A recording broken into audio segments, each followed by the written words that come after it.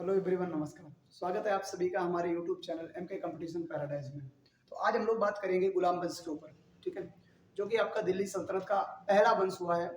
अरबों के आक्रमण के बाद सबसे पहले जो गुलाम वंश स्थापित हुआ उसके बारे में बात करेंगे। तो यहाँ गुलाम वंश पे चलने से पहले एक मोटिवेशन कोट कि हदें जब शहर से निकली तो गांव गांव चली, कुछ यादें मेरे संग पांव पांव चली।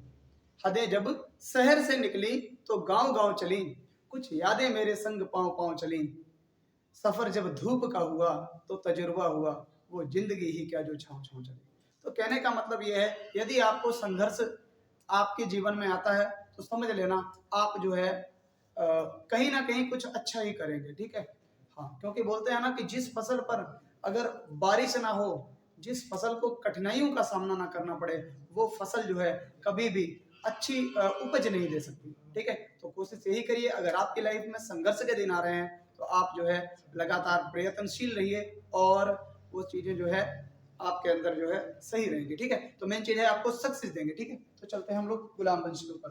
गुलाम वंश की बात करें कि इस वंश के संस्थापक कौन है, ध्यान से देखना भाई। संस्थापक, अगर मैं बात करूं गुलाम वंश के संस्थापक कौन है, तो गुलाम वंश के जो संस्थापक हैं वो कुतुबुद्दीन ऐबक हैं। कुतुबुद्दीन ऐबक हैं, ठीक है। अगर आपसे बोला जाए ये कुतुबुद्दीन ऐबक, कुतुबुद्दीन ऐबक है, ठीक है।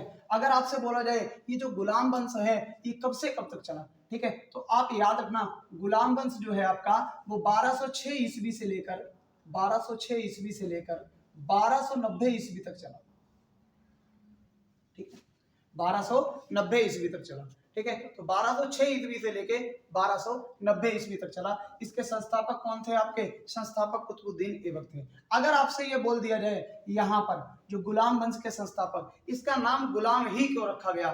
गुलाम वंश का नाम गुलाम इस वजह से रखा गया क्योंकि यहाँ पर अगर बात करें आपसे जो कुतुबुद्दीन ऐबक था, कुतुबुद्दीन ऐबक महमूद गजनवी, जो महमूद गजनवी का मोहम्मद गोरी जो होता है, मोहम्मद गोरी का गुलाम था और मोहम्मद गोरी ने गजनी वंश के एक शासक से खरीदा था, ठीक है। तो अगर बात करें मोहम्मद गोरी का, ये जो है आपका कुतुबुद्दीन ऐबक, ये जो संस्थापक है ये किसका था? मोहम्मद गोरी का गुलाम था। मोहम्मद गोरी का गुलाम था, गोरी का गुलाम था, ठीक है। तो मोहम्मद गोरी का गुलाम था। अब अगर बात करें मोहम्मद गोरी के कितने गुलाम हुए हैं, तो मैंने उस वीडियो में बताए थे आपको, मोहम्मद गोरी के 4 गुलाम हुए हैं। उसमें से एक आपका कुतुबुद्दीन ऐबक था, अगला आपका इल्तुतमिश था, अगला आपका बख्तियार खिलजी था और अगला आपका यालदोज था। यालदोज ने पानीपत की तीसरी लड़ाई लड़ी है, ठीक है। तो ये आपको याद रखना है। अब हम बात करेंगे आज कुतुबुद्दीन ऐबक के बारे में। तो जल्दी से शुरुआत कर देते हैं कुतुबुद्दीन ऐबक की। कुतुबुद्दीन ऐबक, ठीक है, कुतुबुद्दीन ऐबक। अब इनके बारे में बात करेंगे। कुतुबुद्दीन ऐबक का जब कार्यकाल कब से कब तक चला, तो याद रखना कुतुबुद्दीन ऐबक 1206 ईस्वी में जो है आपका 1206 ईस्वी में गद्दी पे बैठता है और अगर बात करें 1210 ईस्वी में जो है हट जाता है।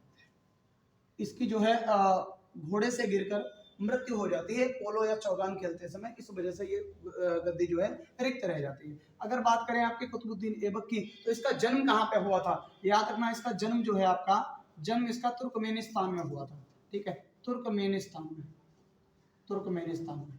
तो जन्म इसका कहाँ पे हुआ था? तुर्कमेनिस्तान में हुआ था।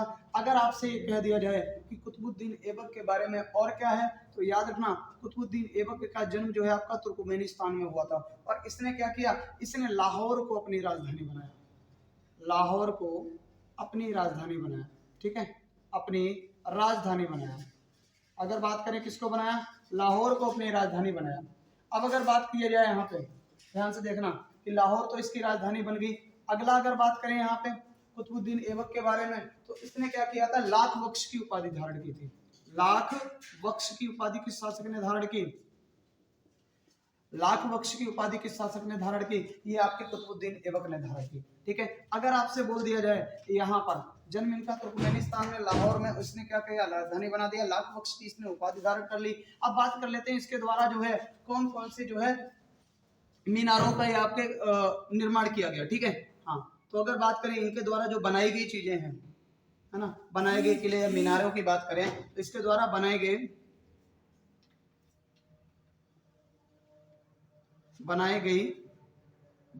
इमारतें, इमारतें कौन कौन सी इसने बनाई हैं? तो ध्यान से देखना इसने कौन कौन सी इमारतें बनाई है। सबसे पहले अगर बात करें कुतुब मीनार, कुतुब मीनार, कुतुब मीनार किसने बनाई है?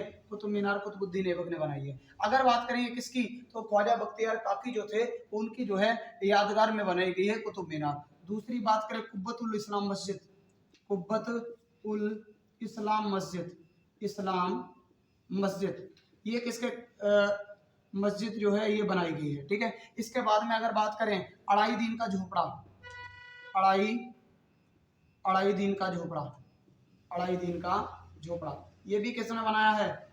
अढ़ाई दीन का झोपड़ा भी किसने बनाया है? तो ये आपका जो किसने बनवाया? आपका कुतुबुद्दीन ऐबक ने बनवाया। अब अगर बात करें कुतुब मीनार, ये कहाँ पे है? ये आपका नई दिल्ली में है, दिल्ली में। ठीक है, ये आपका दिल्ली में। अगर आपसे बोल दिया जाए कुब्बतुल इस्लाम मस्जिद, ये भी कहाँ पे है? ये भी दिल्ली में है, दिल्ली में। ठीक है, अगर आपसे बोला जाए नेक्स्ट अढ़ाई दीन का झोपड़ा कहाँ पे है? अजमेर में है। ठीक है, अजमेर में। तो अजमेर में कौन सा है? अढ़ाई दीन का झोपड़ा। अगर दिल्ली की बात करें, दिल्ली के संस्थापक कौन माने जाते हैं? तो तोमर शासक अनंगपाल माने जाते हैं, जबकि अजमेर के कौन माने जाते हैं? अजयपाल जी माने जाते हैं। ठीक है, इसे आपको याद रखना है। अगर बात करें यहाँ पे कुब्बतुल इस्लाम मस्जिद, इसी मस्जिद में प्रवेश करने के लिए एक आपका यहीं पे है अलाई दरवाजा, अलाई दरवाजा। ठीक है, अलाई दरवाजा, अलाई दरवाजा किसने बनवाया था? ये अलाई दरवाजा जो बनवाया था अलाउद्दीन खिलजी ने, अलाउद्दीन खिलजी ने। तो अलाउद्दीन खिलजी ने कौन सा दरवाजा बनवाया था? ये अलाई दरवाजा बनवाया था। ठीक है, आपको इस चीज को याद रखना है। लाख बख्श की उपाधि आपको पता ही है, बनाई गई इमारतें आपको पता हो गई।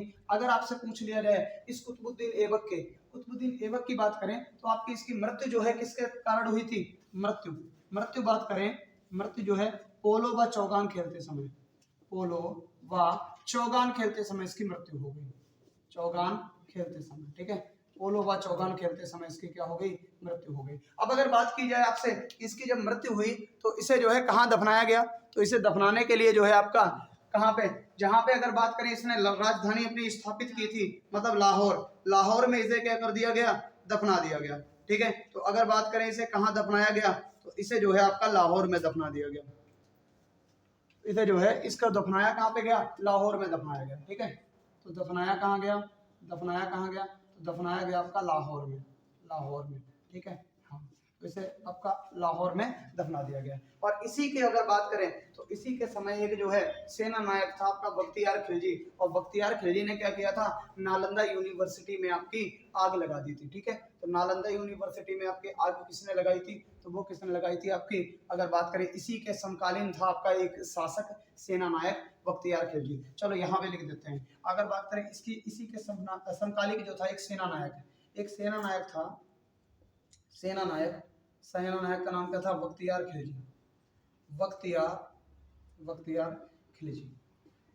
खिलजी। इसने क्या किया था? इसने अगर बात करें नालंदा यूनिवर्सिटी में, जो भारत की बोलते हैं प्राचीन शिक्षा का केंद्र रहा है, उसमें क्या किया है उसने जो है उसमें क्या कर दिया? उसमें जो है आग लगा दी। चलिए अगर बात करें कौन कौन से थे आपके, तो अगर बात करें नालंदा और विक्रमशिला यूनिवर्सिटी में। ठीक है, तो याद रखना आपका किसने लगाई थी? आपकी नालंदा यूनिवर्सिटी। और इसके बाद में अगर बात करें कौन सी यूनिवर्सिटी में, अगला जो है विक्रमशिला यूनिवर्सिटी।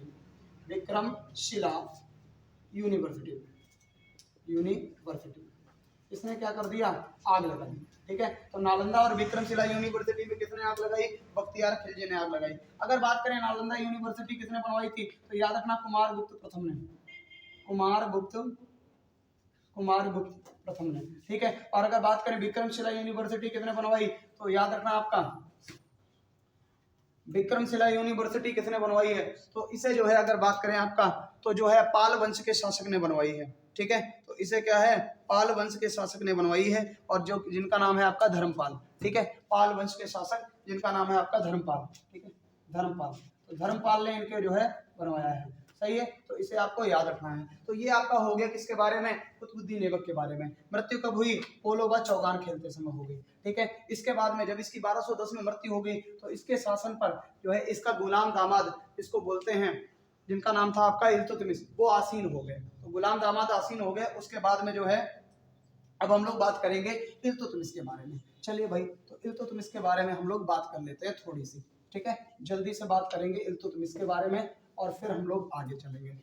तो इल्तुतमिश की बात करें, जब ये बात करें, जब आपका जो कुतुबुद्दीन ऐबक की मृत्यु हुई थी 1210 में, उस समय इल्तुतमिश जी जो थे, इल्तुतमिश ये जो थे आपके, ये बदायूं के गवर्नर हुआ करते थे। तो इनका शासनकाल 1210 ईस्वी से शुरू हुआ, ठीक है, 1210 ईस्वी से इनका शासनकाल शुरू हुआ। और जिस समय क्या हुआ था आपका, जिस समय कुतुबुद्दीन ऐबक की मृत्यु हुई थी, उस समय ये क्या थे आपके, उस समय ये बदायूं के गवर्नर हुआ करते थे, ठीक है, बदायूं के ये गवर्नर हुआ करते थे।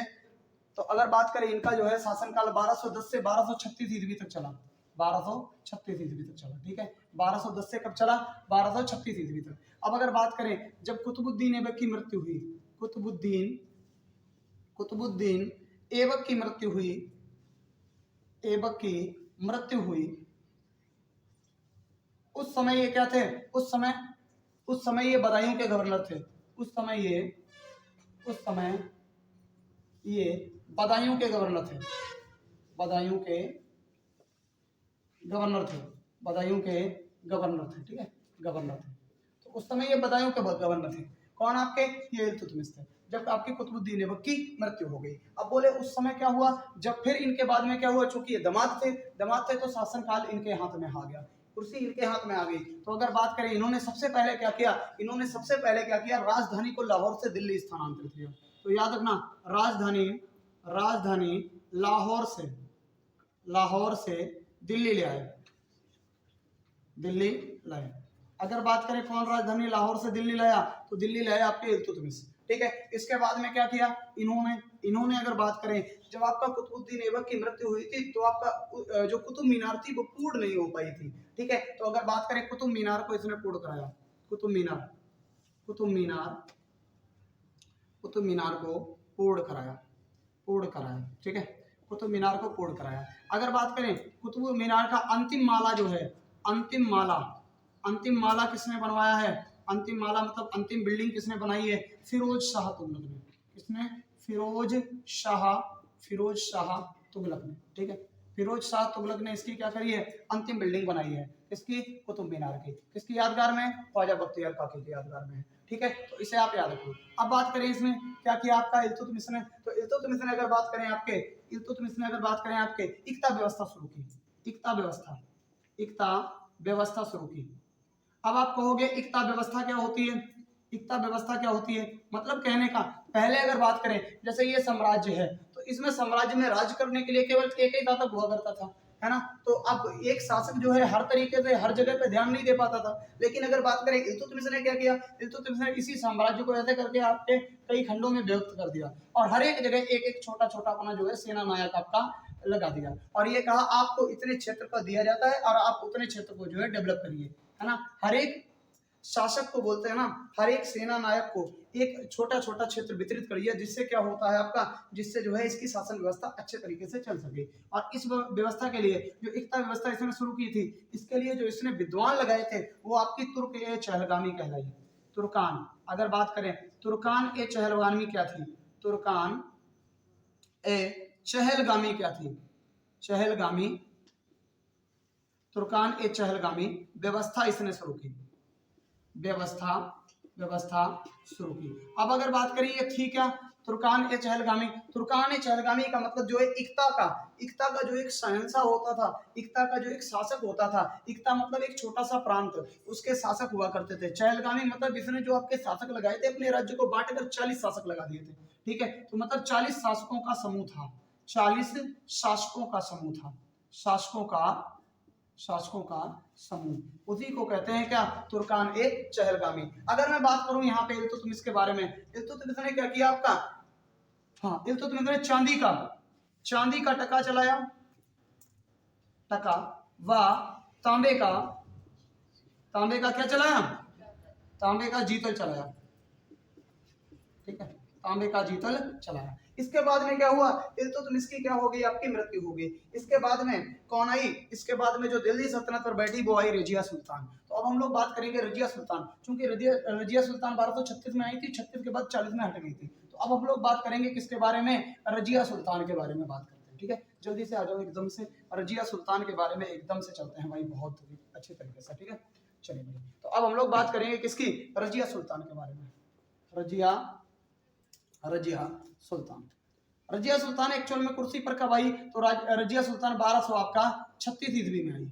ठीक है। अच्छा, उस समय क्या था, महिलाओं का बोलबाला इतना था नहीं, मतलब पर्दा प्रथा ज्यादा थी, लेकिन रजिया सुल्तान जब सबसे पहले शासिका बनी तो इसका कई सारी जगह पे विरोध हुआ। ठीक है। तो 1236 ईस्वी से 1240 ईस्वी तक ये जो है रही, 1240 ईस्वी तक कौन रही आपकी? रजिया सुल्तान। अगर बात करें इसने रजिया सुल्तान, अगर बात करें इनका क्या बोला जाता है, ये आपकी दिल्ली की पहली महिला मुस्लिम शासिका, दिल्ली की पहली महिला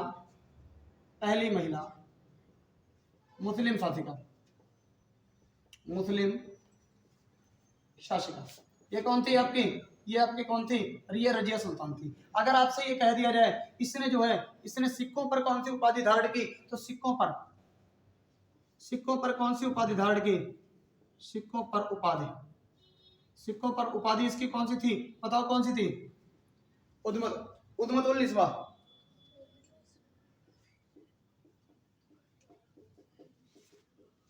उद्मतुल निस्वा की उपाधि इसने धारण की। 1240 में फिर क्या हुआ? 1240 के बाद सुल्तान मसूद शाह आए शासन पर, और मसूद शाह जो है आपके 1246 तक रहे। उसके बाद में 1246 में आपका कौन? नासिरुद्दीन महमूद शासन पर आया। ठीक है। तो 1246 तक आपके कौन रहे? सुल्तान मसूद शाह रहे। उसके बाद में आपका नासिरुद्दीन महमूद आ गया। ठीक है। चलिए भाई, तो अब हम लोग बात करते हैं नासिरुद्दीन महमूद के बारे में। तो 1200 आपका क्या, 1240 से 46 तक, ध्यान से देखना, 1240 ईस्वी से 1246 ईस्वी तक ये कौन थे? ये यहाँ पर आपके कई सारे शासक आए, जिसमें प्रमुख आपके थे मसूद शाह। ठीक है। मसूद शाह शासक आए, मसूद शाह। और मसूद शाह को क्या किया? मसूद शाह को 1246 में हटाकर 1246 में हटाकर कौन बन गया आपका शासक? तो 1246 में जब इन्हें हटाया मसूद शाह को, तो शासक एक बना जिनका नाम था आपका नासिरुद्दीन महमूद। तो अब हम लोग बात करेंगे नासिरुद्दीन महमूद की, नासिरुद्दीन महमूद के बारे में। इनका शासनकाल कब था? तो 1246 से लेके 1265 ईस्वी तक। ठीक है, 1265 ईस्वी तक। अब बोले नासिरुद्दीन महमूद में क्या था ऐसा? तो याद रखना, जो नासिरुद्दीन महमूद था, ये जो आपका जो है टोपी सीकर गुजारा करने वाला पहला दिल्ली सल्तनत शासक था। मतलब बहुत ही सीधा था, है ना। तो अगर बात करें, ये क्या करता था? टोपी सीकर गुजारा करता था,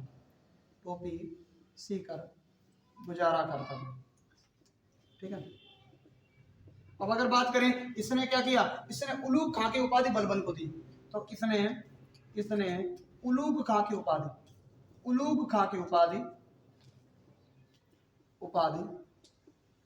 बलबन को दी। तो उलूग खां की उपाधि किसे दी? बलबन को। किसने दी आपकी? तो ये किसने दी आपकी? ये आपके है नासिरुद्दीन महमूद। अब उलूग खां की उपाधि किसको दे दी? बलबन को। ठीक है भाई। अच्छा, बलबन क्या हुआ? बलबन ने अपनी बेटी का विवाह किससे करा दिया? नासिरुद्दीन महमूद से। ठीक है। तो बलबन की बेटी का विवाह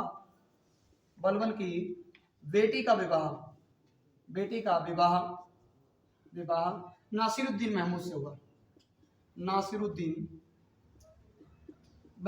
हुआ, ठीक है। अब ये क्या हो गए? अब भाई ये ससुर और आपके जो है दामाद बन गए। ठीक है। इसके बाद में क्या हुआ? नासिरुद्दीन महमूद की मृत्यु हो गई, और उसके बाद में 1265 से 1287 तक अब जो शासनकाल आएगा वो किसका आएगा? बलबन का। तो जल्दी से हम लोग बात करते हैं बलबन के शासनकाल पे। ठीक है, बलबन के शासनकाल पे बात करते हैं, और ध्यान से देखते रहना। ठीक है, जल्दी से बलबन के शासनकाल की बात कर लेते हैं, उसके बाद में हम लोग खिलजी वंश पे चलेंगे। तो देखो भाई, बलबन का शासनकाल अगर बात करें, गयासुद्दीन बलबन,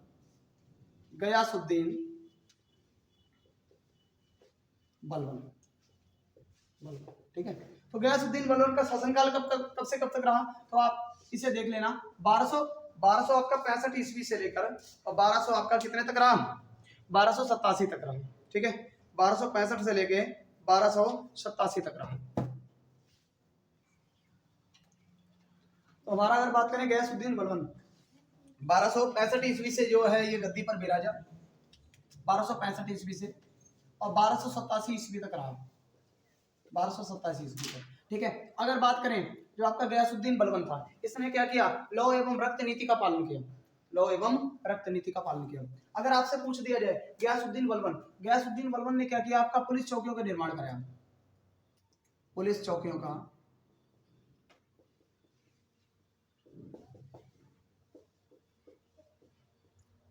का निर्माण कराया। इसके बाद में इसने क्या किया, पुराने दुर्गों की मरम्मत कराई, पुराने दुर्गों की मतलब पुराने किलों की मरम्मत कराई, ठीक है, पुराने किलों की मरम्मत कराई। और इसी के शासनकाल में चंगेज खां का आक्रमण हुआ था।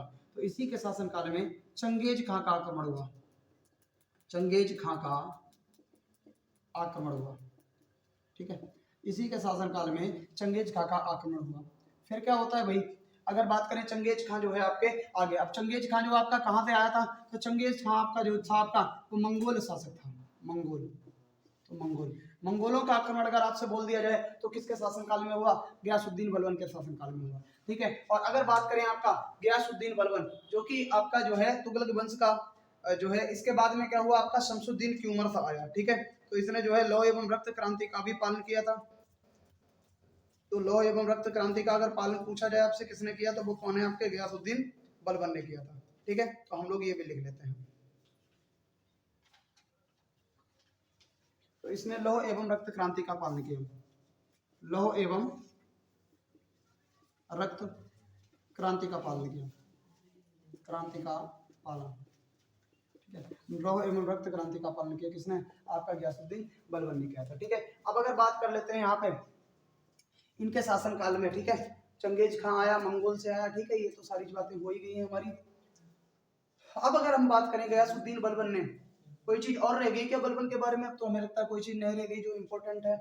अंतिम सेना नायक कौन था आपका, हाँ, इनके अगर बात करें, इनके दरबारी कवि कौन थे, दरबारी कवि की बात करें तो कौन थे आपके, अमीर खुसरो, और आपका कौन थे, अमीर हसन,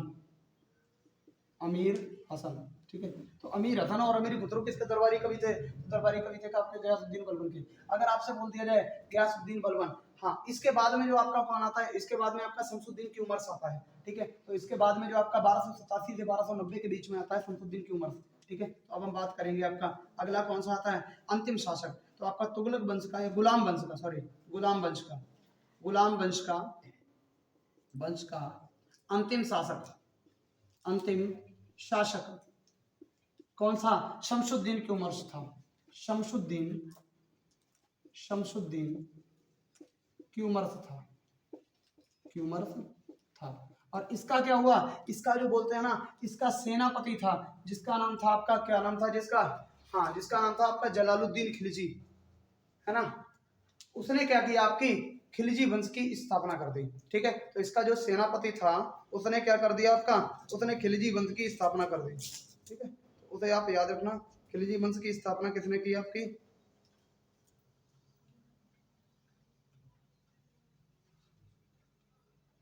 खिलजी वंश की स्थापना किसने की, आपकी जलालुद्दीन खिलजी ने की थी, ठीक है। तो अब हम लोग बात करेंगे यहाँ पे खिलजी वंश के बारे में। तो इसके जो आपके सेनापति जलालुद्दीन खिलजी ने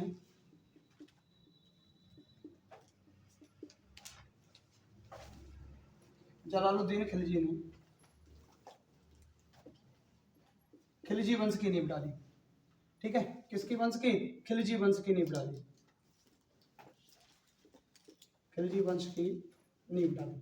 ठीक है, नींव डाली। अब हम लोग बात करेंगे किस वंश पे, खिलजी वंश पे। तो आ जाओ भाई, ये लेकिन नींव कब डाली थी, ये डाली थी आपकी 1290 में, 1290 ईस्वी में, ठीक है। तो चलते हैं हम लोग अब खिलजी वंश पे। तो आ जाओ भाई, बिना डिले किए हुए खिलजी वंश पे। हम लोग बात करते हैं खिलजी वंश के बारे में। खिलजी वंश का अगर संस्थापक की बात करें, तो आपका कौन था, जलालुद्दीन खिलजी।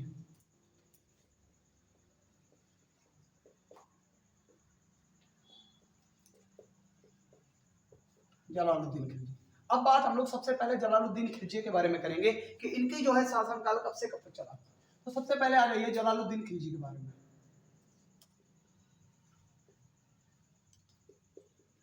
देखिए, थोड़ी राइटिंग पे ध्यान मत दीजिएगा, जो बोल रहे हैं उन पे ध्यान दीजिएगा, है ना।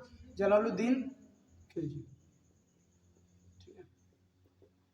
चलिए भाई, जलालुद्दीन खिलजी की बात करें तो ये आपका जलालुद्दीन खिलजी का शासनकाल कब से रहा है? 1290 ईस्वी से आपका 1296 ईस्वी तक रहा है।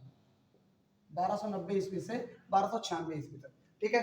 अगर बात करें ये आपका जो खिलजी वंश है, खिलजी वंश, खिलजी वंश का जनक कहा जाता है, खिलजी वंश का जनक कहा जाता है किसे? जलालुद्दीन खिलजी को। और ये जो आपका जलालुद्दीन खिलजी है वो शमसुद्दीन की उमर का जो है सेनापति था। ये किसका था? शमसुद्दीन, शमसुद्दीन की उमर का सेनापति था, की उमर, ठीक है। तो शमसुद्दीन की उमर का सेनापति कौन था? आपका जलालुद्दीन खिलजी। अब अगर बात करें ये शासक कैसा था, तो इसने जो है उदार और निरंकुशवाद की धारा को अपनाया था। तो ये कैसा था? उदार और निरंकुशवाद, निरंकुशवाद प्रवृत्ति का शासक था, ठीक है।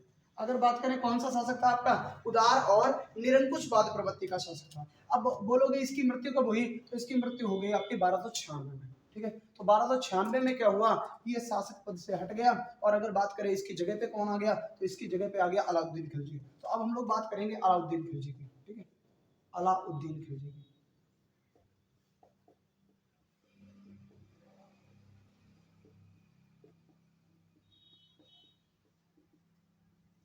अलाउद्दीन खिलजी ये कब से कब तक था? तो याद रखना अलाउद्दीन खिलजी कब से रहा? 1296 ईस्वी से आया और ये आपका 1316 ईस्वी तक रहा, 1316 ईस्वी तक। अगर आपसे कहा जाए ये कब आया, तो 1296 में आया और 1316 ईस्वी तक रहा अलाउद्दीन खिलजी। अब बात करें जैसे ही ये शासन पा रहा है, इसने सिकंदर द्वितीय की उपाधि धारण कर दी। तो किसकी? सिकंदर द्वितीय, द्वितीय की उपाधि धारण की।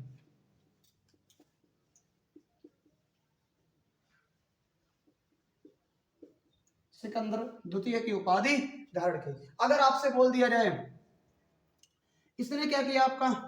सिकंदर द्वितीय की उपाधि धारण कर ली। आपसे क्वेश्चन ऐसा पूछा जाएगा कि कौन सा दिल्ली सल्तनत का शासक जिसने आपकी सिकंदर द्वितीय की उपाधि धारण की थी? तो वो कौन थी? अलाउद्दीन खिलजी था वो, ठीक है, अलाउद्दीन खिलजी। अब इसने क्या किया? इसने क्या किया? जैसे बलवर ने क्या किया था? पुलिस चौकियों का निर्माण कराया था, ठीक वैसे ही अलाउद्दीन खिलजी ने क्या किया? सैनिकों की वेशभूषा, सैनिकों की ड्रेस जो है और सैनिकों को नगद वेतन देना उपलब्ध कराया।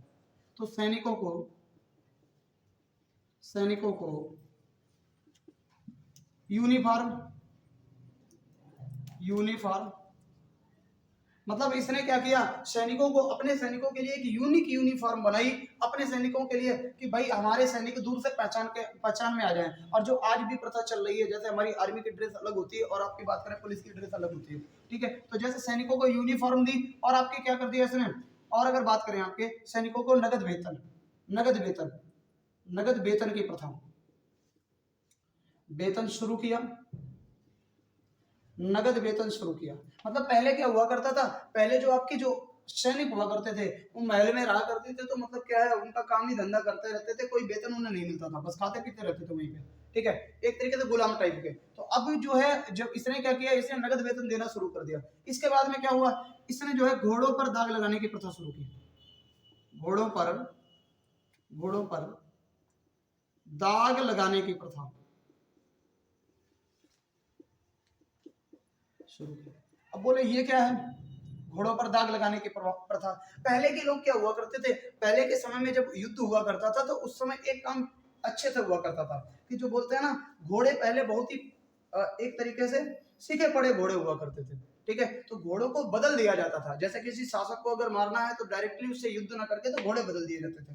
तो घोड़े बदलने का मतलब होता था इसने पहले से ही अपने घोड़ों पर क्या लगाना शुरू कर दिया? दाग लगाना। जो हमारे घोड़े अगर बदलेंगे तो बदलने घोड़े को जो है पहचान सकेंगे, या दूर से आती हुई हमारी सेना भी हमें हमें पहचान में आ जाएगी, तो वही आपका दाग लगाने की प्रथा जो है आपका शुरू की। किसने? अलाउद्दीन खिलजी ने। अगर आपसे बोल दिया जाए इसी की अलाउद्दीन खिलजी के ही बारे में कि अलाउद्दीन खिलजी ने और क्या क्या किया, तो सैनिकों को यूनिफॉर्म दिया, नगद वेतन दिया, घोड़ों पर दाग लगाने की प्रथा शुरू की। और अगर बात करें आपका, हाँ, अगर आपसे पूछ दिया जाए कि पुलिस चौकियों का निर्माण किसने किया, तो वो आपका जो है बलबन ने किया था। ठीक है, हाँ। तो अब बात कर लेते हैं हम लोग, इसी ने क्या किया, इसके समय में जो भूमि को नापने के लिए बिस्वा का प्रयोग होता था, ठीक है, बिस्वा का प्रयोग होता था, तो उसको हम लोग और बात कर लेते हैं। तो भूमि भूमि मापने के लिए भूमि मापने के लिए भूमि मापने के लिए बिस्वा का प्रयोग होता था। बिस्वा का प्रचलन किया। ठीक है, तो भूमि मापने के लिए क्या किया, बिस्वा का प्रयोग। इसके बाद में इसने क्या किया, सार्वजनिक वितरण प्रणाली को शुरू कर दिया। सार्वजनिक वितरण प्रणाली को शुरू किया। ठीक है, अगर बात करें किसको किया, सार्वजनिक वितरण प्रणाली को शुरू कर दिया। अब इसने क्या किया, इसके जो बोलते हैं ना, दक्षिण भारत में विजय का श्रेय किसको जाता है, मालिक ठाकुर को। और मालिक ठाकुर को अगर बात करें, 1000 दिनारी कहा जाता था। कारण क्या था, मालिक ठाकुर को इसने जो है आपका दक्षिण भारत से खरीदा था 1000 दिनार में, इस वजह से मालिक ठाकुर को 1000 दिनारी कहा जाता था। अब हम लोग मालिक ठाकुर के बारे में लिखेंगे। ठीक है, तो अगर बात करें यहाँ पे, देखो ध्यान से, अगर हम बात करें यहाँ पे, तो मालिक ठाकुर के बारे में करेंगे। इसका जो सेनापति था, सेनापति कौन था, सेनापति था मालिक फाकुर। अगर बात करें ये मालिक फाकुर एक्चुअल में था कौन, तो ये गुजरात का एक किन्नर था।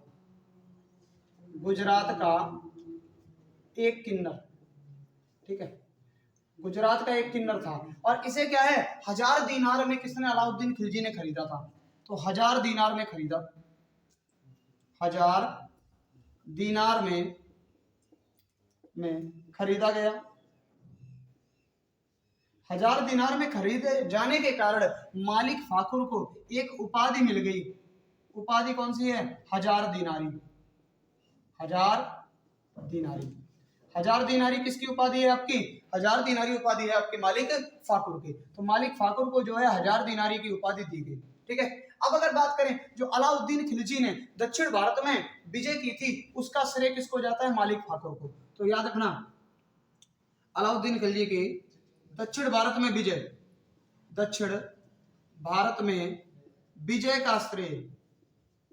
का श्रेय मालिक फाकुर को जाता है।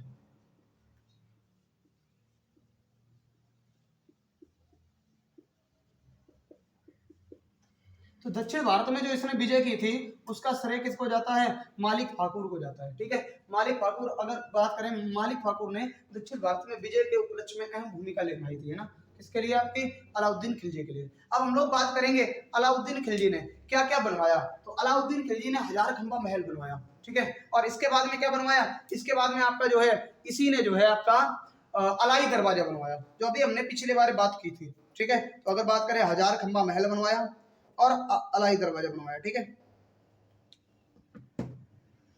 इसने जो है 1000 खंबा महल बनवाया। तो इसके जो है बनवाने पे बात करते हैं, इसने क्या कर दिया आपका, 1000 खंबा महल बनवाया। चलिए, तो अगर बात करें इसने क्या बनवाया क्या था, तो याद रखना आपका 1000 खंबा महल, 1000 खंबा महल, ये कहाँ पे है, ये दिल्ली में है, ये आपका दिल्ली में है। तो 1000 खंबा महल कहाँ पे बनवाया, दिल्ली में बनवाया। ठीक है, और अगर बात करें इसने और क्या बनवाया, एक अलाई दरवाजा बनवाया। अलाई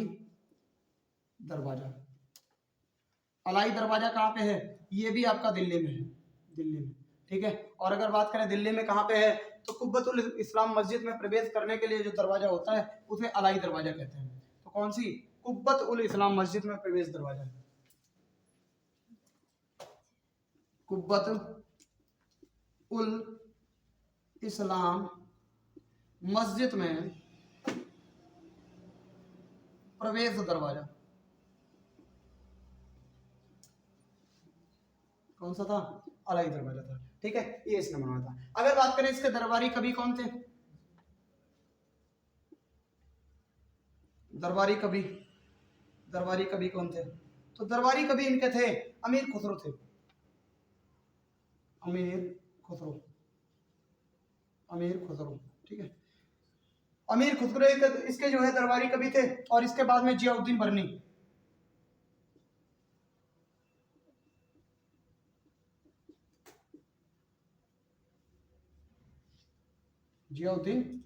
ये आपके क्या थे, दरबारी कवि थे। यदि मैं बात करूं आपका अमीर खुसरो को क्या कहा जाता है, तूतीय हिंद कहा जाता है। क्या कहा जाता है, तूतीय हिंद। और इनके गुरु कौन थे, निजामुद्दीन औलिया जी थे, ठीक है। तो तूतीय हिंद कहा जाता है। और इनके जो है आपके, इनको क्या कहा जाता है, तूतीय हिंद कहा जाता है, ठीक है। तूतीय हिंद इनकी क्या है, उपाधि है। ये क्या है आपकी उपाधि। तो इनकी उपाधि कौन कौन सी है, उपाधि कौन सी है आपकी, तूतीय हिंद। अमीर खुसरो की बात करें, इनके गुरु कौन थे, तो गुरु थे आपके निजामुद्दीन औलिया,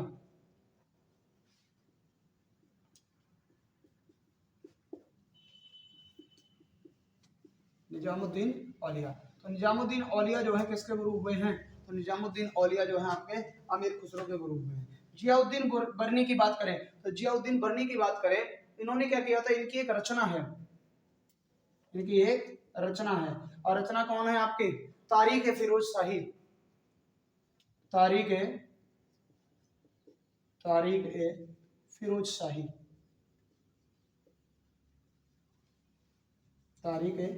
शाही, ये किसकी रचना है आपकी, ये आपकी जियाउद्दीन बर्नी की रचना, ठीक है। अब अलाउद्दीन खिलजी के बाद में, अलाउद्दीन खिलजी का अंत जो है कब हो गया, इसके शासन का अंत हो गया आपका 1316 ईस्वी में हो गया। इसके बाद में जो आपके जो है अगले शासक आए, जिनका नाम था आपका, जब इनका अंत हो गया अलाउद्दीन खिलजी का, तो इसके बाद में जो आपके अगले शासक आए, जिनका नाम था मुबारक शाह। पूरा नाम कुतुबुद्दीन मुबारक शाह खिलजी था। इनका पूरा नाम क्या था, इसके बाद में कुतुबुद्दीन मुबारक शाह खिलजी। तो इनका जो अगर बात करें आपका, अगले जो शासक आए उनका नाम क्या था, अगले जो शासक आए जो कि आपके अंतिम यहाँ के शासक बने हैं, जिनका नाम था आपका कुतुबुद्दीन मुबारक शाह खिलजी, कुतुबुद्दीन मुबारक शाह खिलजी। अगर मैं बात करूं, ये जो कुतुबुद्दीन मुबारक शाह खिलजी थे, इनका शासन काल कब हुआ, तो ये इन्होंने अपना छोड़ा कब था, इन्होंने छोड़ा था 1316 में, 1316 ईस्वी से 1320 ईस्वी तक हुआ, 1320 ईस्वी तक, ठीक है। तो ये कौन आपके कुतुबुद्दीन मुबारक शाह खिलजी थे। अगर बात करें इनका मुबारक शाह की बात करें, ये जो है अगर आपसे पूछ दिया जाए, ये क्या करता था, ये मतलब एक ऑथेंटिक टाइप का जो है आपका शासक था। ये क्या करता था, आपका दरबार में जो है नारियों के वस्त्र धारण किया रहता था, ठीक है। अगर बात करें आपके, तो दरबार में क्या किया रहता था, ये जो है औरतों के वस्त्र जो है धारण किया रहता था। तो अगर बात करें इनके बारे में, स्त्रियों के वस्त्र धारण करने वाला कौन सा शासक था, तो आप क्या कहोगे, ये कौन था आपका कुतुबुद्दीन मुबारक शाह खिलजी, ठीक है। तो स्त्रियों का वस्त्र जो है धारण किया रहता था ये।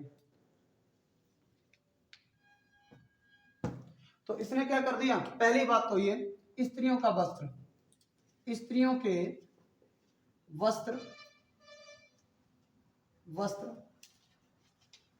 धारण करके दरबार में घूमता था।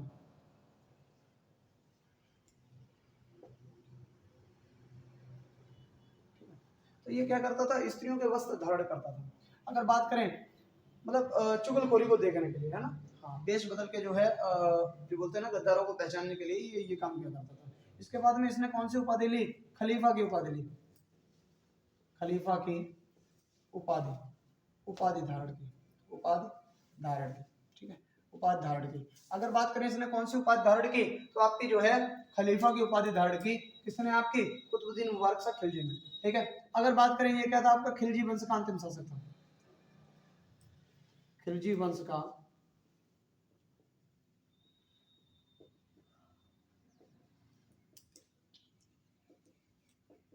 खिलजी वंश का अंतिम शासक कौन था? तो ये आपका कुतुबुद्दीन मुबारक शाह खिलजी जो था आपका, वो खिलजी वंश का आपका अंतिम शासक था। ठीक है, चलिए तो इसे आप अच्छी तरीके से याद रखना।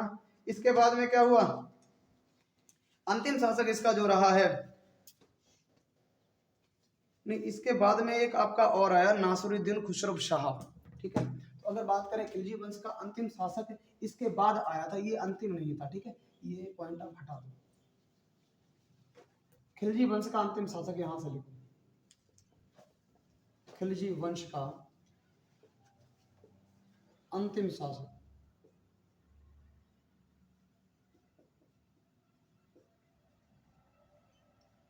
खुसरब शाह करके था, है ना, खुसरब शाह।